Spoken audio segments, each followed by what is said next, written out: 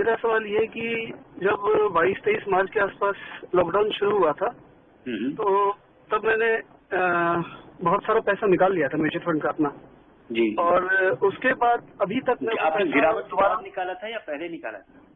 गिरावट हो चुकी थी तब तक काफी हद तक, तो घबराहट में निकाल लिया था। उसके बाद फिर मैंने दोबारा फिर लगा नहीं पाया, मतलब वो पैसा वैसे ही पड़ा हुआ है। तो अभी उस पैसे की वैसे खास मुझे जरूरत नहीं है, पर मैं एंटर करना चाहता हूँ दोबारा, मतलब इसको पैसे को डालना चाहता हूँ। और आगे आप यहाँ से क्या देख रहे हैं, मतलब भविष्य मतलब किस तरह से नजर आ रहा है आगे? मुझे नहीं लगता है कि आपको मुझे क्या दिख रहा है इसके आधार पे आपको निवेश करना चाहिए, और मुझे कुछ खास दिख भी नहीं रहा है। क्योंकि अगर आप लॉजिकली देखें कि बाजार में जो स्थिति है, मार्च के महीने में भारी गिरावट के बाद आपने पैसा निकाल लिया और उसके बाद करीब 20-22-25% बाजार बढ़ गया है उस स्तर से। तो अगर आपने नहीं निकाला होता, तो अगर आपने बिल्कुल निचले स्तर पर निकाला है तो एक तरह से आपका नुकसान हो गया है आपकी इस एक्शन की वजह से।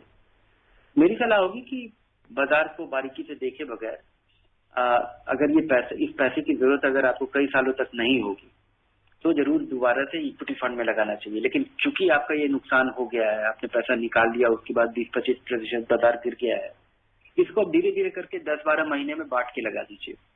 और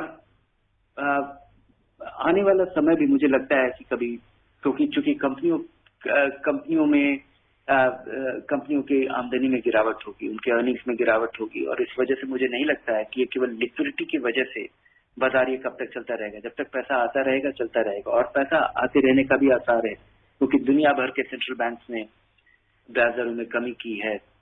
लोगों के पास अभी दूसरे इन्वेस्टमेंट्स या बिजनेस में इन्वेस्टमेंट्स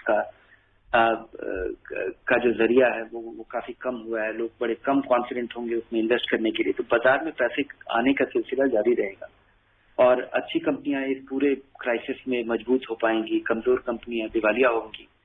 तो बड़ी अनिश्चितता बनी हुई है। बहुत सारी कंपनियां, और जो बाजार में जो बढ़त का रुख है उसका आधार केवल ये है कि लोग मान रहे हैं कि ये 2-3 क्वार्टर की बात है, 3-4 क्वार्टर के बाद ये एक टेम्पररी ये डिसरप्शन है जिससे हम उबर पाएंगे।